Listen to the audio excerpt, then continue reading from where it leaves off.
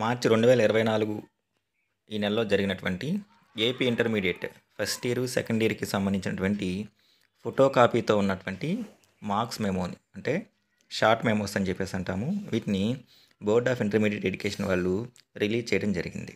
ఈరోజు వీడియోలో స్టూడెంట్ యొక్క రోల్ నెంబర్ అంటే హాల్ టికెట్ నెంబర్తోనూ, డేట్ ఆఫ్ బర్త్తోనూ ఫోటో కాపీ ఉన్నటువంటి షార్ట్ మెమోని ఎలా డౌన్లోడ్ చేసుకోవాలో అనే విషయం గురించి ఈరోజు వీడియోలో మనం చూద్దాం. ముందుగా ఇంటర్మీడియట్ యొక్క అఫీషియల్ వెబ్సైట్ అయినటువంటి baeap.apcfss.in ఈ సైట్లోకి మనం లాగిన్ అవ్వాలి. లాగిన్ అవ్వటం గూగుల్ క్రోమ్లో టైప్ చేయగానే మనకి సైట్ ఎలా కనబడుతుంది. ఈ వెబ్సైట్ యొక్క లింక్ నేను మీకు డిస్క్రిప్షన్లో ఇస్తాను.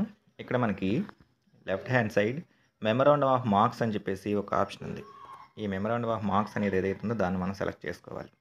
సెలెక్ట్ చేసుకొని కొంచెం కిందకి అలా స్క్రాల్ చేసుకుంటూ వెళ్తే మనకి ఇప్పటివరకు జరిగినటువంటి లేటెస్ట్ అంటే లాస్ట్ ఒక 4-5 ఇయర్స్ నుంచి ఉన్నటువంటి మార్క్స్ మెమోస్ అన్నీ కూడా మనకి ఇక్కడ ఈ సైట్లో పెట్టడం జరిగింది. దీంట్లో మనకి లేటెస్ట్గా జరిగింది 2024 కాబట్టి ఫస్ట్ ఇయర్ వాళ్ళు ఎవరైతే ఉన్నారో ఫస్ట్ ఇయర్ జనరల్ వాళ్ళు మార్క్స్ మెమో డౌన్లోడ్ చేసుకోవాలంటే 2024 మార్చ్ ఫస్ట్ ఇయర్ జనరల్ ఇక్కడ ఉన్నటువంటి వ్యూ అనే ఆప్షన్ మీద డౌన్లోడ్ చేయాలి.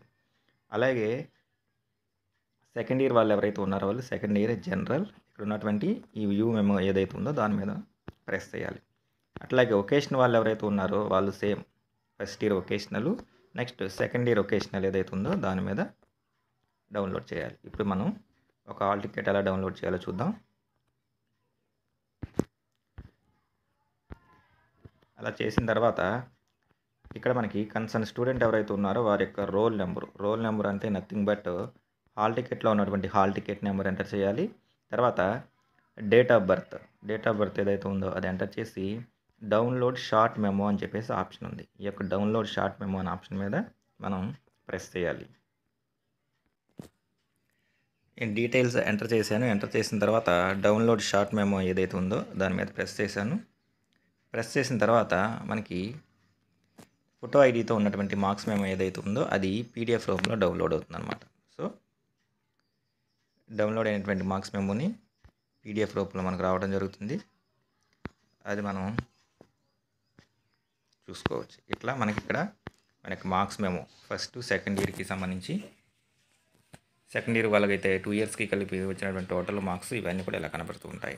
అట్లాగే ఫస్ట్ ఇయర్ వాళ్ళకి సంబంధించి వారి యొక్క డేటా ఏదైతే ఉందో అది మొత్తం కూడా మనకి ఇలా షార్ట్ మెమోలో రావడం జరుగుతుంది అనమాట.